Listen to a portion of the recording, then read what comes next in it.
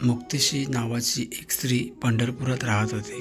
दरवर्षीप्रमाणे वारकरी पंढरपुरात पांडुरंगाचे दर्शन घेण्यास जात होते. त्यांच्यावर मुक्तिशीची नजर गेली. ती वारकरी यांना बोलली की तुम्ही एवढा गजर व नामस्मरण करत तुम्ही कुठे चाललात?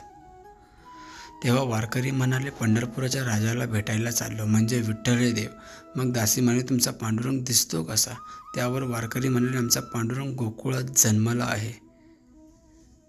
लहानपणापासून त्यांना लोणी खूप आवडायची, म्हणून ते लोण्यासारखे मऊ व सुंदर आहेत. हे ऐकून मुक्तिशी सुद्धा वारकऱ्यांबरोबर दर्शन घेण्यास निघाली.